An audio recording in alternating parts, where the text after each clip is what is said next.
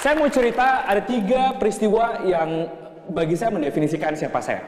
Pertama, tahun 2004. Di tahun 2004, waktu itu ketika saya masih SMP, saya maju buat ikut pemilihan ketua OSIS. Dan seperti biasa, harusnya diminta untuk menyampaikan visi misi kampanye lah gitu ya.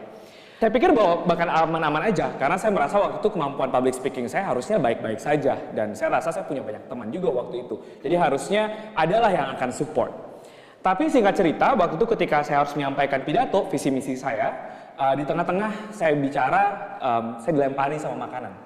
Tapi peristiwa tersebut mungkin membuat saya di depan panggung ngerasa, oh oke-oke aja, saya tegar-tegar aja, karena saya mesti look nice, tetap harus berjiwa kesatria gitu ya, nggak boleh kelihatan sedih di depan umum. Tapi ketika di rumah saya pulang, saya nangis. Ditanya orang tua saya kenapa, saya nggak cerita. Tapi kemudian peristiwa itu tidak membuat saya kemudian, oke, saya nggak mau lagi nih ngomong di depan panggung, enggak. Tapi membuat saya belajar bahwa apa yang salah, apakah dari cara saya bicara, atau mungkin saya kurang punya banyak teman, dan seterusnya. Singkat cerita, saya belajar setiap hari, saya nonton banyak video orang ngomong di depan umum, saya perhatikan bagaimana cara mereka mengemas cerita, bagaimana mereka menyampaikan pandangan mereka, dan seterusnya. Dan saya latihan. Saya latihan di depan kamera, di depan kaca gitu ya, depan kamera nanti saya nonton lagi setelahnya. Dari proses itu semua saya pindah dari satu panggung ke panggung lain, saya pindah dari satu kelas ke kelas lain, satu sekolah ke sekolah lain, kampus ke kampus gitu ya. Sampai akhirnya di tahun 2011 ketika saya kuliah di UI waktu itu semester 3 kalau saya nggak salah, saya diminta untuk bicara di sidang umum PBB di New York. Saya jadi orang pertama, anak muda pertama di Indonesia yang bicara di majelis umum PBB di depan semua presiden waktu itu di saat itu. Cerita kedua terjadi pada tahun 2006. Waktu itu saya diajari gini, kalau kamu kerja keras pasti kamu akan dapat hasilnya.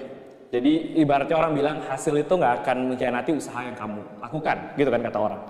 Jadi saya waktu itu dari dulu taunya kalau saya kerja keras, saya belajar sungguh-sungguh, yang namanya daftar sekolah tuh bukan akan jadi suatu halangan. Saya pasti bisa dapetin sekolah yang saya mau. Tahun 2006 ketika saya mau daftar ke SMA di yang saya mau, gitu, yang mau saya tuju, ternyata saya bukan orang nomor 1. Saya adalah orang nomor 262. Dan yang diterima 260. Jadi saya jadi cadangan. Nilai saya hanya beda 0,01 dari orang yang diterima. Waktu itu sedihnya bukan main, karena saya ngerasa bahwa, oh harusnya saya bisa nih, kenapa saya nggak bisa ya? Selama ini saya ngerjain apapun yang disuruh orang. Saya belajar rajin, nilai saya pun juga nggak jelek-jelek banget, nilai saya bagus juga gitu. Tapi kenapa nggak bisa masuk ya? Singkat cerita, ada yang harusnya keterima, tapi kemudian dia mundur, dia pindah ke sekolah lain. Jadi saya sebagai cadangan, saya naik lagi ke atas, jadi saya diterima pada akhirnya. Tapi di hari pertama masa orientasi siswa, waktu itu saya excited nih, akhirnya saya bisa masuk sekolah yang saya mau gitu ya. Saya baru tahu ternyata yang keterima bukan 260, yang keterima ada 320. Jadi ada 60 siswa yang diterima lewat jalur belakang. Dan waktu itu saya marah sekali, sampai akhirnya saya datengin ruang kepala sekolah, kemudian saya bilang, Bapak tahu nggak? Saya mungkin sekarang jadi orang yang paling bodoh di sekolah ini. Karena saya masuk statusnya sebagai orang nilainya paling bawah.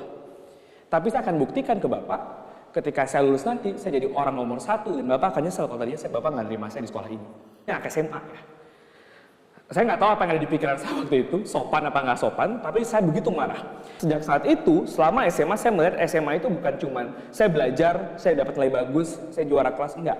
Tapi saya punya keinginan untuk ngebuktiin bahwa harusnya saya bisa diterima di sekolah ini dan saya layak ada di sekolah ini. Singkat cerita, saya lulus nomor 1, nilai 6 paling tinggi di kota saya waktu itu. Saya diterima di UI sebelum lulus, lulus dari UI pun saya jadi mahasiswa berprestasi terbaik. Saya lanjut S2 di Amerika, lulus SMA pun summa cum laude, dan seterusnya gitu. Peristiwa ketiga terjadi tahun 2013. Tadi saya cerita ya, saya lulus dari UI, jadi mahasiswa nomor 1 se-Indonesia, CV saya panjang, lengkap, nilai saya bagus, kegiatan organisasi saya bagus, semuanya bagus. Nggak pernah terpikir bahwa saya akan susah namanya nyari kerja. Karena harusnya ya kalau punya semua itu ya siapa aja mau gitu, mau nerima saya buat kerja gitu. Tapi waktu itu saya berpikir bahwa saya mau mencoba sesuatu yang baru. Saya sudah lama tertarik dengan dunia pendidikan dan saya berpikir bahwa saya mau jadi guru. Saya berpikir saya mau jadi guru, saya siapin CV saya daftar ke beberapa sekolah. Nggak diterima satupun. Saya masih berpikir, wah kalau gitu apa saya banting setir aja ya? Enggak. Saya berpikir mungkin saya harus kerja di yayasan yang bekerja di bidang pendidikan. Meskipun saat itu saya udah punya yayasan sendiri yang cukup besar. Tapi selama hidup saya nggak pernah rasanya dipimpin di bawah orang lain. Jadi saya pengen belajar, saya pengen bekerja di bawah orang lain itu rasanya seperti apa. Saya daftar ke beberapa yayasan, meskipun saya kenal direkturnya, saya lewat jalur bawah, prosedur yang benar, dan nggak diterima satupun. Alasannya macam-macam. Ada yang bilang overqualified, susah kan, maksudnya belajar susah dibilang overqualified. Ada yang bilang ini nanti nggak serius, ini nanti nggak bakal cuma sementara doang atau coba-coba doang, apapun alasannya, tapi saya nggak diterima. Apa yang salah ya? Saya udah ngerjain semua playbooknya. Saya disuruh belajar rajin, saya belajar rajin, saya kerja keras, saya disuruh organisasi supaya nggak cuma jadi kutu buku, saya lakukan itu semua, tapi lagi-lagi saya ditolak. Tapi dari penolakan tersebut, kemudian saya akhirnya mendirikan Ruang Guru. Saya ditolak jadi guru di tahun 2013. Di tahun 2013, di tahun yang sama, saya punya ide bikin Ruang Guru sama Belva, partner saya. Dan akhirnya kita mulai merintis. Hingga saat akhirnya sekarang Ruang Guru jadi platform pendidikan terbesar di Asia Tenggara. 3 cerita tadi sebenarnya bukan apa-apa. Tapi saya cuma mau bilang bahwa ada banyak hal-hal yang mungkin awalnya kita lihat sebagai sebuah kegagalan, sebagai sebuah penolakan, tapi ternyata itu semua akan menggiring kita ke hal yang menurut kita menjadi milestone atau kesuksesan utama kita. Artinya apa? Ada banyak penolakan dalam kehidupan kita, dan kita nggak pernah tahu itu akhirnya seperti apa. Karena kita nggak pernah bisa ngeliat masa depan. Masa depan itu misterius sekali. Tapi yang mau saya bilang adalah penolakan itu adalah sesuatu yang nggak bisa dapat dihindari. Tapi yang membedakan satu orang dengan orang lainnya adalah bagaimana cara kita mengelola penolakan. Bagaimana kita memanage, bagaimana kita deal dengan yang namanya rejections. Dan saya mau cerita beberapa hal. Yang pertama adalah bagaimana caranya kita belajar untuk menerima dan tumbuh bersama penolakan tersebut. Ya udah, move on. Karena kita nggak pernah tahu, Tuhan mungkin mau kita untuk lalu jalur A dulu untuk sampai ke poin B. Karena mungkin kita harus belajar nemuin A ini dulu supaya nanti ketika kita dapat B, kita bisa jauh menghargai itu dan bisa menjalani itu jauh lebih baik lagi. Yang kedua adalah bahwa kita mesti paham bahwa ketika menghadapi penolakan, bukannya kemudian itu membuat kita menjadi terdiscourage, membuat kita jadi patah semangat, tapi justru memacu kita untuk jadi lebih antusias lagi, untuk makin ningkatin lagi endurance-nya supaya kita masih bisa bersaing. Ada sebuah riset yang dilakukan oleh seorang peneliti namanya Angela Duckworth tentang dia memprediksi apa sih komponen utama kesuksesan itu. Dia temukan bukan soal IQ, bukan juga emotional intelligence, bukan juga your physical look, bukan juga your physical ability, bukan. Tapi ada satu faktor yang paling utama, dia bilang, namanya grit. Grit itu apa? Grit itu adalah bagaimana kita membangun yang namanya growth mindset. Growth mindset itu apa?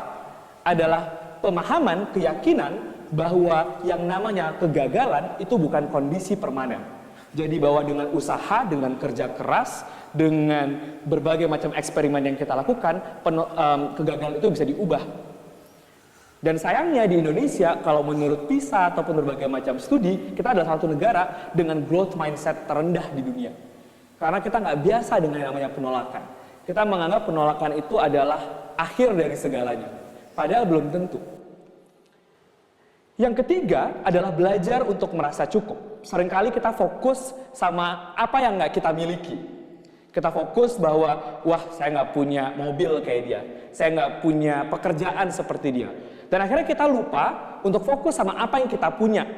Padahal sebenarnya apa yang kita punya itu jauh lebih dari cukup untuk jadi sumber daya kita untuk melakukan sesuatu. Jadi ubah mindset kita dari yang sebelumnya kita nggak punya apa-apa, jadi saya punya cukup hal untuk melakukan sesuatu. Dan yang terakhir yang mau saya bilang adalah bagaimana kita untuk tidak merendahkan atau meremehkan apa yang ada di tangan kita saat ini.